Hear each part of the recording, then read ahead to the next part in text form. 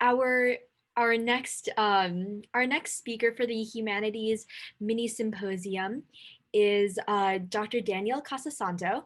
Dr. Casasanto is an associate professor in the Department of Human Development and Psychology at Cornell University.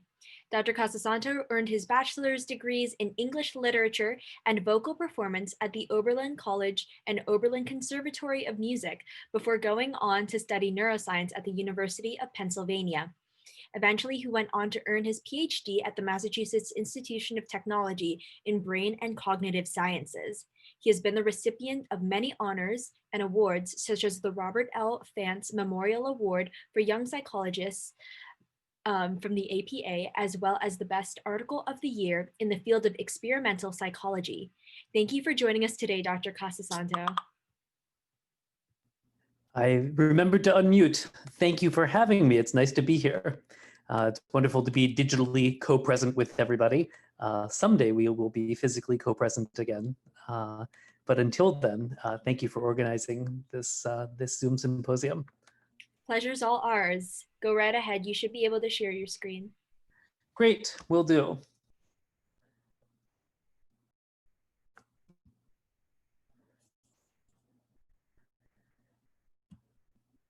There we go. So this will be taking us to another end of the humanities, psychology being a hub discipline that has feet in many areas. And I want to talk about some work that my lab has done, exploring how we use space to think about lots of non-spatial ideas. The point of entry to this line of investigation is metaphor in language. So our last speaker talked about some interesting metaphors that people in Borneo use for the relationships between objects and properties, and they were really colorful, inventive metaphors. And this is what most people think of when you say metaphor. We think of these parade cases of metaphor that are obviously metaphoric. So Shakespeare told us that all the world's a stage, right? Well, it's not literally a stage, it's metaphorically a stage.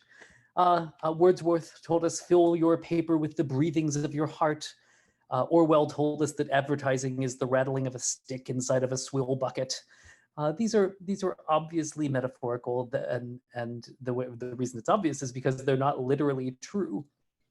But actually, this kind of metaphor, the kind that you learn about in grade school, is really cool. But these are the small minority of all of the metaphors that we use in language and in the mind. Much more common are hidden metaphors, expressions in language and the associations in your mind that they relate to, that are so common, so much in our everyday experience that most people hardly even notice that they're there. So you might not have realized that when you say something like a long vacation, you're using a metaphor, right? From one perspective, that's just how you talk about vacations. They're long or short. But from another, they're not literally long or short. They don't actually have spatial length, right? But we talk about them as if they did. There are lots of these spatial metaphors. They're everywhere. A high price, a close friendship. Even if you say something like, I'll see you in an hour. What do you mean in? Well, in is a spatial word, and we are treating this time as if it were a location in space. So linguists noticed this a number of decades ago, and it's become a huge cottage industry in linguistics. And a few years ago, I and some other psychologists got interested in the way we use space metaphorically to talk about abstract ideas, because there's a big unsolved question in the cognitive science of the mind. And that is, how do people think about things that we can never see or touch? Most of psychological research is on pretty concrete stuff, concrete things that you can see or touch. How we perceive colors, how we hear sounds, how babies, for example, develop concepts of the physical world. But actually these concrete things like cats and cups and laptops, although they surround us all the time, they're not what we as humans spend most of our time thinking about. Most of our time is spent thinking about highly abstract ideas like emotions and value and relationships. And we need theories of how we think about this abstract stuff beyond how we conceptualize the concrete world. Well, metaphors and language pointed to a possible solution. Maybe people think about abstract concepts metaphorically, which is the way we tend to talk about them, right? The expressions like a long time, a high price, a great love, a deep mystery. It's almost impossible to avoid using space to talk about myriad abstract non-spatial concepts. So maybe we think about them that way. How can we find out? Well, the idea here is that if metaphors in language are going to point us toward a solution to the problem of how people conceptualize abstract stuff, it needs to be true that we are conceptualizing these abstract ideas spatially, whether or not we're talking about them and whether or not we're using language at all. So the hypothesis is that we have linguistic metaphors like her spirits were soaring. And these linguistic expressions are particular instances of a family of linguistic expressions that all stem from a non-linguistic mental metaphor, an association between the idea of goodness and the spatial trajectory of upness, right? Lots of expressions about feeling on top of the world or feeling down on the dumps, etc., make use of this good is up, bad is down association between emotions and space. Do we really think about emotions using space? Well, that's a question that we've worked on lots. I don't want to address this a question about emotion in space tonight. Instead, I want to turn to another test bed. How can we tell, another test bed for answering their question, how can we tell whether beyond talking metaphorically, people are really thinking metaphorically? We're using space to scaffold our understanding of non-spatial concepts. Well, here are two things that we've discovered in pursuing this question. One is that we have mental metaphors that are completely absent from language. This was something that we just didn't know until recently.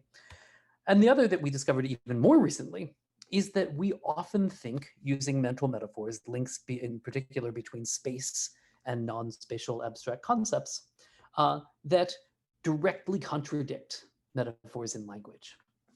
Okay, so where are we going to find evidence for these relationships that will allow us to infer that we really think spatially, we don't just talk that way? Well, the test bed that we're going to use, our fruit fly for exploring metaphors in the mind, metaphors beyond language, is the domain of time. So time it's the matrix of all human activity, right? It surrounds us all the time, but we can never see it or touch it, and it has been a mystery to scientists and philosophers for centuries. The way that we apprehend time typically is through metaphor. So you might be familiar with this painting called The Persistence of Memory by Salvador Dali, where he likens memory over time to camembert cheese melting in the sun, right? That's what happens to memory as time passes. Well, you know, we normally do use metaphors to talk about time also in everyday speech, not metaphors from cheese to time, but metaphors from space to time. And one of the metaphors that has been studied the most by linguists is how people talk about time. How people talk about the past and the future in English and many other languages. It was thought all other languages until recently. So how do we talk about the past and the future? Well, it's pretty clear. The future is ahead of us, right, in front of us in space. The past is behind us. So it's as if time flows along a front-back axis. Medical researchers talk about this as the sagittal axis. That's the axis that goes through the front and back of your body. So that's pretty clear. Do we use other spatial metaphors for time? Well, people have noted that whereas we can hardly avoid using this front-back spatial mapping of time in language, there are some metaphors that we would never use. So where does this one come from? This one, it was posited, comes from that we talk about time using front-back language because we think about it that way. And we think about it that way because of this particular pattern in bodily experience. We have these bodies that are constructed with the fronts that are very different from the backs, right? The front is the business side of our body. It's where our sensory organs are oriented. It's how our hands and feet are oriented. And as we move through the spatial environment using the kinds of bodies that we have, we tend to move forward, right? Not backward, not sideways like a crab. As you travel forward along a spatial path, points in space that you will come to in the future lie literally ahead of you. Points in space that you have already passed in the past lie literally behind you. So this correlation between space and time in the act of moving through the world gives us this futures ahead, past is behind link, which then bubbles up into the language that we use to talk about past and future. Okay, great story. The same people who first noted this also noted that this is special, right? We talk about time the way we experience it as we travel along spatial paths. What we would never say is something like way left in the past or far right in the future, right? Monday is before Tuesday, it's not to the left of Tuesday. And expressions like Monday is to the left of Tuesday do not exist in any known spoken language as a convention. So this led researchers to believe that for the reasons that I just explained about traveling along spatial paths, the sagittal front-back axis apparently captures our experience of time better than the lateral left-right axis. This latter axis, the left-right axis, doesn't seem to offer any sensible spatial basis for our understanding of time at all. So this was widely accepted. We talk about, we experience time this way, and we talk about it this way because we think about it this way. Well, I was proceeding on this assumption in a set of experiments that I ran about a decade ago, and it turned out that things weren't that simple. So in this experiment, we were looking at how people spatialized various abstract concepts like time spontaneously with their hands when they were gesturing. People were asked to study short stories and then tell them to their partner in the laboratory, taking turns telling these actually very silly little stories. And they didn't know, they knew that we were filming them and that we were interested in their storytelling. They didn't know that we were watching their hands. Many of them apologized for not gesturing afterwards, but of course we gesture all the time, whether we know it or not. So one of these stories, one set of stories was about events that are stretching farther into the past or farther into the future. And I'll give you one of these examples. Let's hope that you can hear it. Let me know if you can't. So in this story, this participant is going to tell a scintillating story about the history of farming. Watch how he gestures when he's talking about contrasting times in the past with times in the future or present. And see if you can see all of these front-back sagittal gestures that we expected to see. Okay, so I'm writing a report about how farming methods have changed over the course of the 20th century. The farming methods used by modern farmers are a lot different than the farm methods used earlier in the century, which was much more primitive. Like today, they use diesel-powered tractors to plow the fields, whereas only like half a century ago, they were using horse-drawn plows. And then a generation before that, they had to do everything by hand. So I wonder how language is different than the farmers at the beginning of the 20th century compared to modern farmers. Interesting. Yes, very interesting story. They love the stories. So you saw those front-back gestures, right? Not even one. But he was gesturing, this person's great, he has these big hands, gesturing like crazy and very systematically about time. But, whoops, okay. Thank you, we don't need to hear it again. But using the lateral axis. So very systematically, not just in this subject, but in all of the subjects put together, we see that people are mapping earlier points in time to the left and later points in time to the right. Let's look on the sagittal front-back axis, and surely we're also using that systematically, right? Well, no, there was not even a trend toward putting toward putting the future ahead and the past behind. So it looks from this and many other gesture experiments that we've conducted, where people are free to express themselves in space any way they want, right? We have three-dimensional space available to us. We spatialize time in gesture and by inference in the mind laterally. Why is this so useful to us? Well, it's so great because this is a spatial mapping of the abstract concept of time that can't be reduced to, oh, that's just the way we talk, because it's not the way we talk at all. In fact, the left-right mapping of time is totally absent from English. So where does it come from? Well, let me tell you a very similar story to the one I told you about walking through space. We have lots of cultural conventions, not the way we interact with the natural world, which is what was suggested initially, but the way we interact with cultural artifacts and practices like reading, where we learn the same kind of correlation between space and time, not on the front and back axis, but on the lateral axis. Every book we read, every page we read, we start on the left at an earlier moment in time and progress gradually to the right, ending up on the right at a later moment in time. Earlier, later, line by line, page by page. This builds up this association between, or reinforces this association that we get from events zipping by all over the place. Gives us a lot of evidence that earlier is on the left and later is on the right, not just in conventions about time, like timelines and calendars, but simply in the act of reading any book about anything. So how can we test whether this is really the right answer, whether this left-right mapping of time that can't be found in language but is abundantly evident in people's minds comes from experiences like reading? Well, we can bring people into the lab and expose them to different kinds of reading that establish, that provide evidence for different correlations between space and time.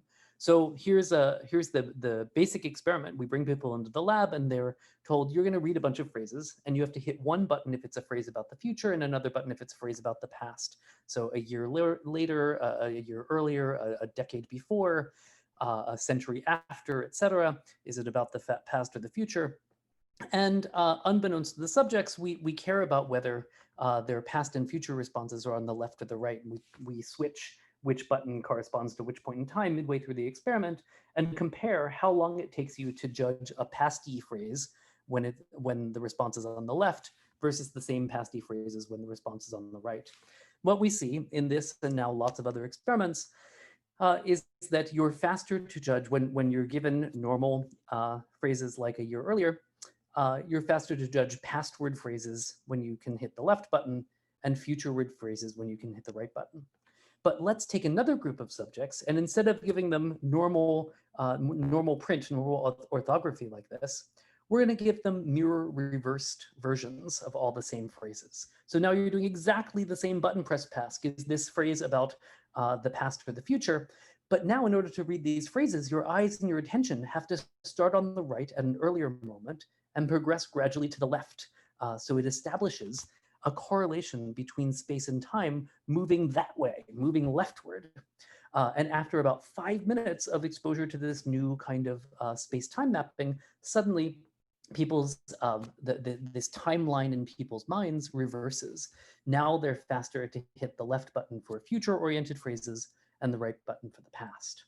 So okay, so now we've got a mechanism by which we can establish this spatial mapping of time that's in our heads, even though it's completely absent from spoken language.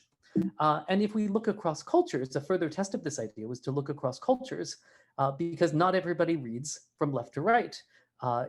Arabic script goes from right to left.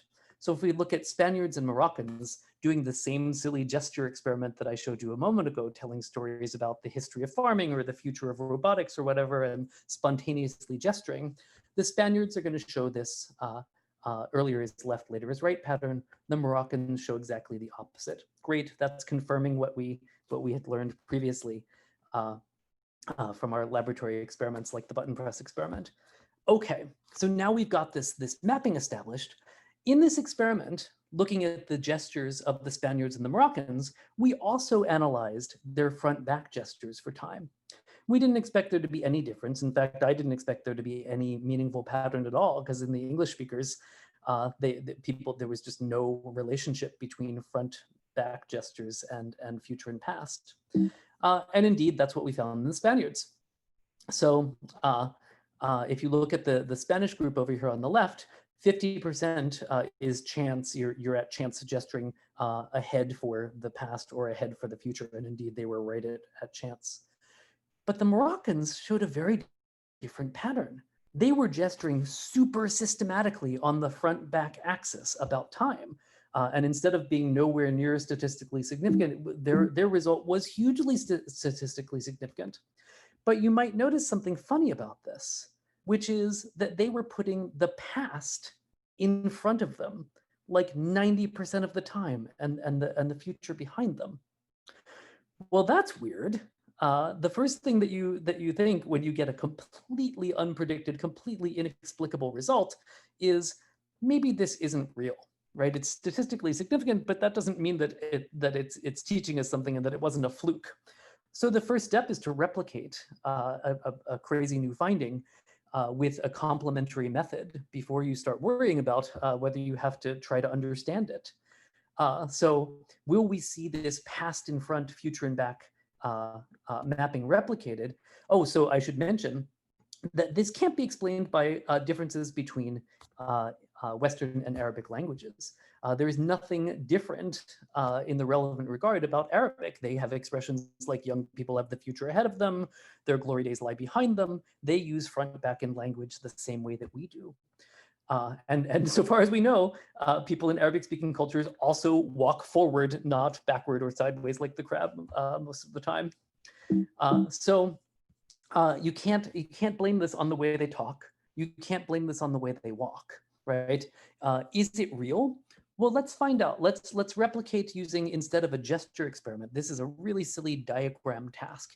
People are told here that either Juan in Spanish or Mohammed in Morocco he's about to go visit a friend who likes animals tomorrow, but yesterday he visited a friend who likes plants. And your job is to indicate which of these boxes in the front or back of Mohammed best represents going to see the friend who likes animals. That's the tomorrow event, or the one who likes plants. That's the yesterday event, right? Or vice versa. You counterbalance those. And the Spaniards looked just the way English speakers will. So English speakers don't spontaneously think about time as front back, but if you ask them to, if you ask them where's the future, they'll tell you the future is in front and the past is behind. These Spaniards told us that 88% of the time. The Moroccans told us the opposite, 85% of the time. They told us that the past is ahead of them. So what's up with this? Well, now we have to posit and test an explanation for what's going on here. This is completely inexplicable on theories of how we think about time, of theories of language, etc. Maybe this isn't about language or experience with the physical world. Maybe this is about cultural attitudes and practices. So imagine if you live in a culture where the most common name for men all around you is the name of the most celebrated ancient prophet. Imagine if you and almost everyone you know prostrates yourselves 5 times a day together publicly to enact the same ancient prayers and rituals, right? In Morocco, this is a culture that takes the past very seriously, right? They focus a lot of their attention on the past compared to the US or other Western European cultures. So maybe people place the past in front of them in their mental model of time if that's what they tend to focus on. How does this work? Well, points in time or events in time are metaphorized in our heads as if they were objects in space. That's how we can say, let's move the meeting forward, right? Because the meeting is an object, and moving it forward to Wednesday is moving it to a new location in space. Well, if you want to focus your attention on something, on a real object, you don't put it back here behind your head, you put it out here in front of your face. So here's the idea we call the temporal focus hypothesis. People conceptualize events in time as if they were objects in space. Some people tend to focus their attention more on either the past or the future as a function of the cultures they're a part of, and also other groups that they're a part of. maybe people place in front of them whichever pole of the temporal continuum they tend to focus on, metaphorically focus on, right? Because you can't actually see time. So how do we find out? Well, first we have to quantify this tendency to focus your attention on the past or the future across groups. We made up a little questionnaire. How strongly do you agree with past-focused questions like traditions are very important, or future-focused questions like items like technological advances are good for society? And it turns out, as expected, as our informants told us, the Spaniards are far more future-focused compared to the Moroccans, who are comparatively past-focused. All right, so that could potentially explain the pattern of data that we found. Let's test this in another way. Instead of looking across cultures, let's look within a culture at people whose temporal focus is known to differ. Older people tend to be more past focused, younger people more future focused. And indeed, if you look at Spaniards who are either university age or in a retirement home, the young Spaniards are very likely to put the future in front of them. They're future focused. The older Spaniards in the retirement home are much more likely to put the past in front of them, right? Just being older gets you about halfway to Morocco, right? So let me skip ahead because we're almost out of time. So we replicate this, and then to really find out whether this focusing on the past or the future is at the heart of what's going on here, if it can cause people to conceptualize the past or the future as in front, we manipulate this. We induce people through a short writing exercise to either focus their attention on the future or focus their attention on the past. And when we do that, we find that people who are made to think temporarily about the future are even more likely to put the future ahead. Young Spaniards who were made to think about the past during this 5-minute writing exercise looked just like the older Spaniards. They're halfway to Morocco. They're much more likely to put the past in front of them. Contrary to the way they walk and contrary to the way they talk, but consistent with this psychological focus on either the past or the future. So we've now tested this in dozens and dozens of groups across many cultures and subcultures. In this sample of 47 groups from something like 12 countries and 5 continents, we see a very, very clear pattern where regardless, everyone on this plot, every group on this plot talks about the future as ahead and the past is behind. But if you are focused on the past habitually, you are much more likely to put the past in front of you, contrary to how you walk and talk. So, right, you can look at all these groups: conservatives versus progressives, larks versus night owls, pregnant versus non-pregnant women, right? Expecting, you're focused on the future, so you put the future ahead of you. To sum up, people use space metaphorically to think about non-spatial entities. Time is just one of these. These mental metaphors, these associations between space and abstract concepts, can dissociate from linguistic metaphors in systematic ways. This helps us to understand that these are not just ways of talking, they're ways of thinking. It also means that at any moment you may be talking one way, but thinking very differently, perhaps exactly the opposite. Front is back, etc. This is true for some of the domains that we talk and think about the most. And through this work in exploring mental metaphors, we're beginning to answer some fundamental questions about the nature of abstract thought. So I'll stop there. Thank you very much for your attention.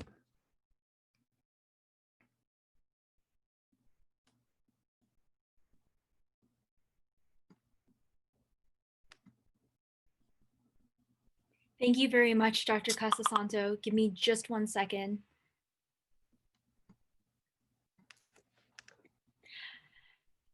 Thank you. Yes, thank you for your time and for that lovely talk. And everyone, we will reserve questions for the very end of the Humanities Minisymposium when all of our speakers will gather together for a panel.